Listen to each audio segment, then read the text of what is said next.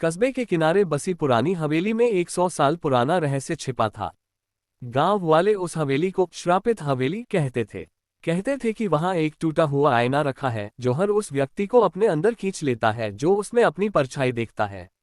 ये कहानी उस श्राप की है जो 100 साल पहले एक स्वार्थी जमींदार ने अपने ही परिवार पर छोड़ा था, और एक साधारण लड़की माया ने कैसे उस श्राप को तोड़ा।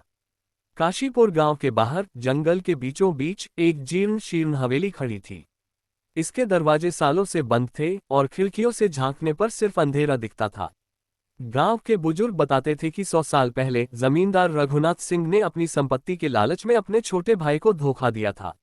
रघुनाथ ने अपने भाई की पत्नी सावित्री के एक कीमती हीरे को चुरा लिया जो उसकी मां ने उसे दिया था। जब सावित्री ने इसका विरोध किया तो रघुनाथ ने गुस्से में एक तांत्रिक को बुलवाया। तांत्रिक ने हवेली के एक प्राचीन आईने में श्राप बांध दिया, जो भी इस आईने में अपनी परछाई देखेगा वह इसमें कैद हो जाएगा जब तक कि कोई सच्चे दिल से उसका उद्धार न करे। सावित्री और उसका परिवार उसी रात हवेली से गायब हो गया। तब से वह हवेली खाली पड़ी थी। माया एक 22 साल की साधारण सी लड़की गांव के स्कूल में पढ़ाती थी। वह अपने दादाजी की कहानियों पर पली बड़ी थी जो अक्सर उस हवेली की बातें किया करते थे। माया का परिवार गरीब था लेकिन उसका दिल बड़ा था। वह हमेशा दूसरों की मदद करती थी। एक दिन गांव में एक नया परिवार आया, विक्रम, उसकी पत्नी अनीता और उनकी बेटी रिया। वे शहर से गांव में शांति की तलाश में आए थे और हवेली को किराए पर लिया। गांव वालों ने उन्हें चेतावनी दी लेकिन विक्रम ने इसे अंधविश्वास मानकर टाल दिया। विक्रम का परिवार हवेली में बस गया।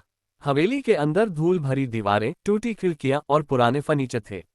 रिया, जो 10 साल की थी, को हवेली का एक कमरा बहुत पसंद आया जहां एक बड़ा पुराना आईना दीवार पर टंगा था।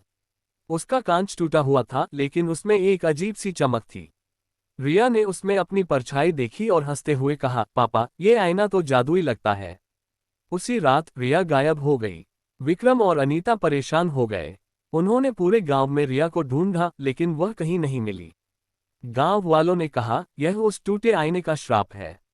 माया, जो रिया को स्कूल में पढ़ाती थी, को ये बात सुनकर गहरा सदमा लगा। वह रिया को अपनी छोटी बहन की तरह मानती थी। माया ने ठान लिया कि वह रिया को ढूंढेगी, चाहे जो हो जाए।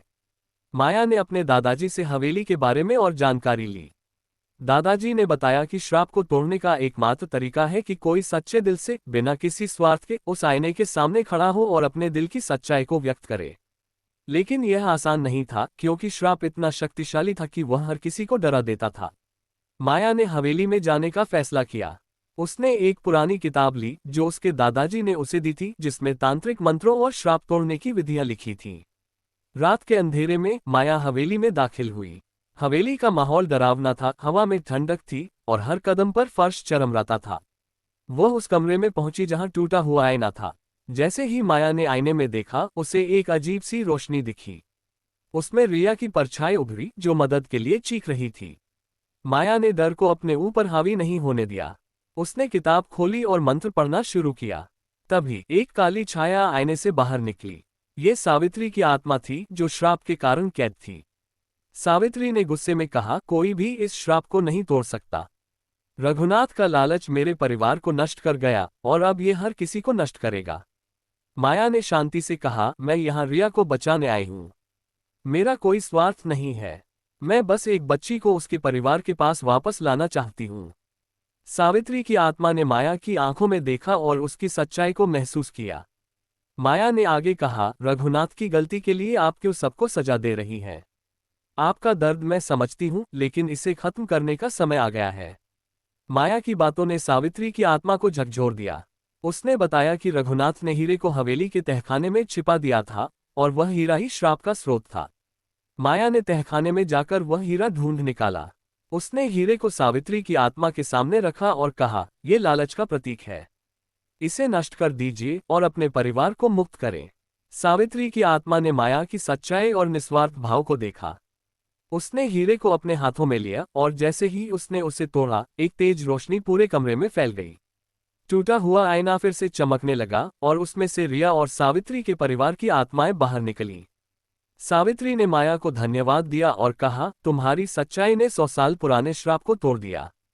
अब हम मुक्त हैं। रिया अपने माता पिता के पास लौट आए। गांव वालों ने माया की बहादुरी की प्रशंसा की। हवेली का डरावना माहौल गायब हो गया और वह फिर से एक सामान्य घर बन गई। माया ने उस हीरे के टुकड़ों को गांव के मंदिर में दान कर दिया ताकि उसका उपयोग गरीबों की मदद के लिए। ये कहानी हमें सिखाती है कि सच्चाई और निस्वार्थ भाव से किसी भी अंधेरे को मिटाया जा सकता है। लालच और स्वार्थ ने रघुनाथ को श्रापित किया, लेकिन माया की निस्वार्थता ने न केवल रिया को बचाया, बल्कि सावित्री के परिवार को भी मुक्ति दिलाई। गांव वाले अब उस हवेली को मुक्ति भवन कहने लगे और माया की कहानी एक प्रेरणा बन गई।